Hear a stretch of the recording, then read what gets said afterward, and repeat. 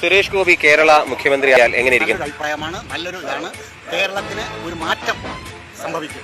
കപടവും ഇല്ലാത്ത ഒരു നല്ല ഭരണം കാഴ്ചവെക്കും. സ്വജനപക്ഷപാതം, സ്ത്രീകൾക്ക് സുരക്ഷ, കുട്ടികൾക്ക് സുരക്ഷ, രാജ്യത്തിന്റെ പുരോഗതി, പ്രത്യേകിച്ച് കേരളത്തിന്റെ പുരോഗതിക്ക് വേണ്ടി അങ്ങേയറ്റം പ്രവർത്തിക്കും. തീർച്ചയായിട്ടും സുരേഷ് ഗോപി പോലെ ഒരാൾ ഇവിടെ വരണം എന്നുള്ളതാണ്. ഞാനൊരു ഇടതുപക്ഷത്തിന്റെ ആളായിരുന്നു നേരത്തെ. അത്യാവശ്യം കുറച്ച് ഈ യൂത്ത് ആൾക്കാർക്ക് കുറച്ച് ചാൻസ് കിട്ടും. പിന്നെ കഴിവും കാര്യങ്ങൾ കുറച്ചും കൂടെ കൊണ്ടുവരാൻ പറ്റും.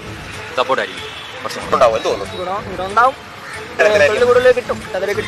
അത് ജനങ്ങൾക്ക് അതുപോലെ പ്രവർത്തനം നല്ല രീതിയിൽ പിന്നെ കുഞ്ഞുങ്ങൾക്കായാലും വലിയവർക്കായാലും വയസ്സായവർക്കായാലും ചെറുപ്പക്കാർക്കായാലും അത് നല്ലൊരു ഭരണം കാഴ്ചവെക്കണമെന്ന് ഒരു സന്തോഷ വാർത്തയുണ്ട്. അത് ഗോപിക്കുന്ന അതിനുള്ള കഴിവുണ്ട്. അദ്ദേഹം ഒരു സിനിമാ നടനാണ്.